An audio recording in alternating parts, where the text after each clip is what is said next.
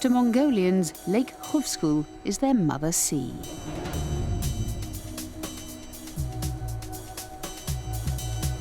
"136 kilometers long and 37 kilometers across at its widest point, it's Central Asia's deepest lake. From November to June each year, the lake, which is home to 2% of the world's fresh water, freezes over. It's at this time that Mongolians say Lake Khuvsgul is at its most beautiful. Every year, the lake, which lies close to the border with Siberia, is home to a unique event, and it was February 2006 when we travelled to this part of the world to find out more.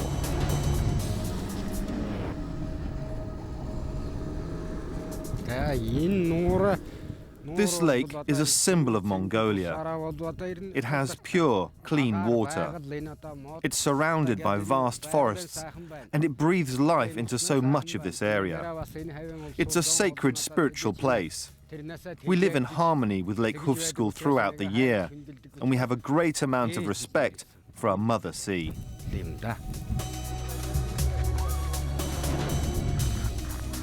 Barsanjav lived on the banks of Khuvsgul.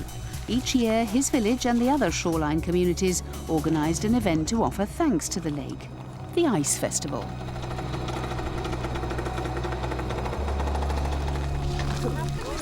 Held as part of the country's Lunar New Year celebrations, the Ice Festival saw thousands of people converge on a small area at the south of the lake for 2 days of sporting competition. It's a special event. The lake takes care of us, it feeds us, gives us water. And with the Ice Festival, we make people remember all that it does and try to make them think about how important it is to our lives.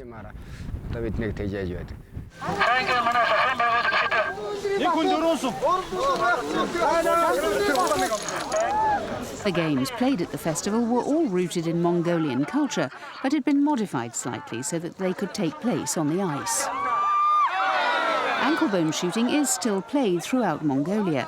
Children grow up playing the game using bones from sheep, goats, horses and camels. It's normally played indoors, testing the player's accuracy of throwing or shooting the bones.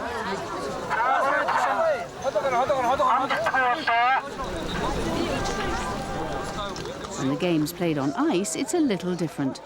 The ankle bones were set up as targets, and competitors had to try and hit them by sliding a plastic disc onto the bones to score points.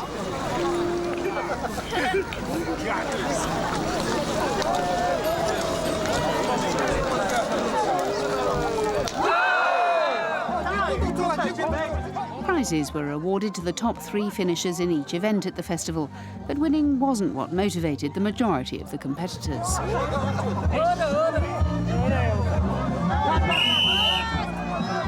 The festival brought together the region's different ethnic groups, giving them an opportunity to meet, socialise, and, most importantly, have fun.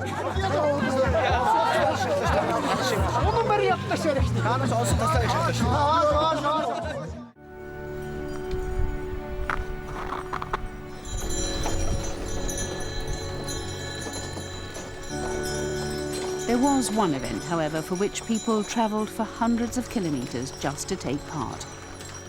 With around half of Mongolia's population still living a nomadic lifestyle, horses play a vital role in country life. At the Ice Festival, the Horse Sleigh Race was the most popular and prestigious event.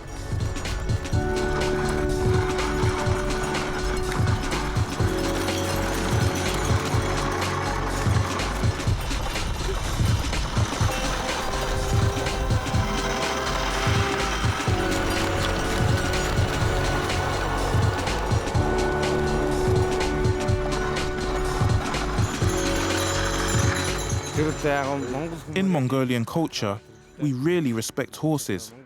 In fact, we love them. As nomadic people, we've been riding them for thousands of years. There's no doubt that it's the highlight of my year to bring my horse to this festival and take part in the Horse Sleigh Race.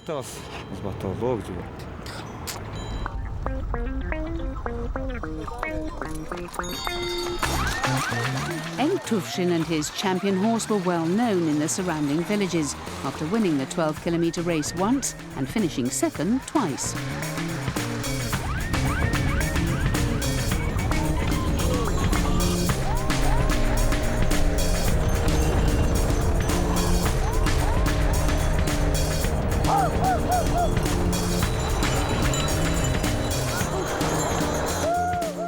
this occasion, Khuvsgul missed out on another victory, finishing second yet again.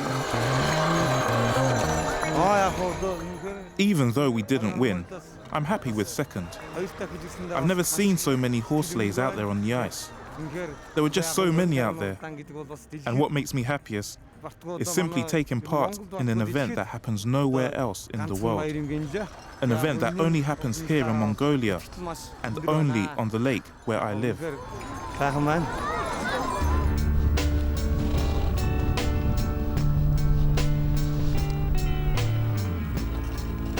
The second day of the festival saw the arrival of Mongolia's smallest ethnic group.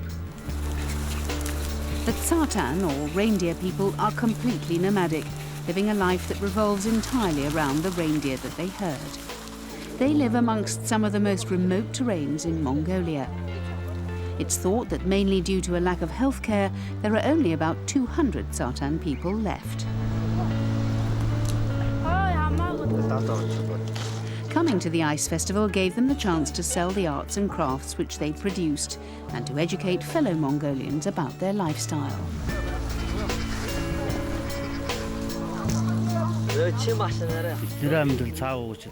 It's important for us to keep our heritage. We've herded reindeer for thousands of years and passed down our way of living from generation to generation. It's a hard way of living, and it's really important for people to understand and respect how we live. The appearance of the two Tsartan families who had travelled over 500 kilometres to be at the festival created huge excitement amongst the locals. In an effort to protect the reindeer from injuring themselves on the ice, they held the reindeer race on the land next to the lake.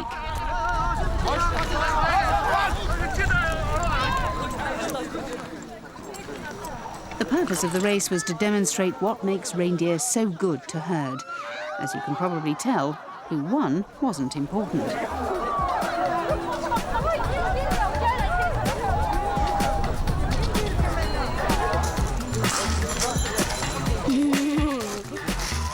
Back on the ice, the Mongolian love of physical sport was catered for with the Ice Sumo Competition. As in conventional sumo, competitors had to either throw their opponent to the floor or push them out of the circle.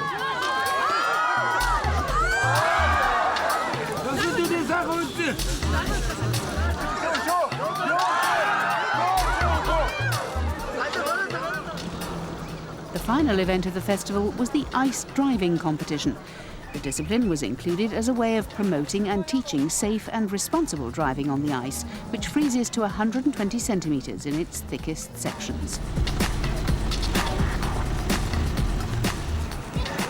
First, the drivers had to pass through a series of checkpoints before finishing their drive, getting out of the vehicle and running towards the finish line. Basanjav was one of the most experienced drivers in the event, having spent the majority of his adult life driving on the lake during the harsh winter months. It was particularly slippy today on the ice, and so hard to control the car in the way I wanted to. Every time I was turning, it just kept going straight forward.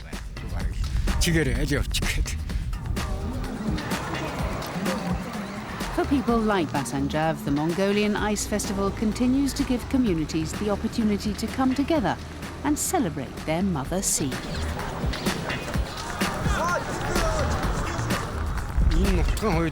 This festival is so important for the people who live here. It's our biggest annual event, and every year it gets more popular. And for me, the important thing is that as a community we all gather and say thank you to our lake.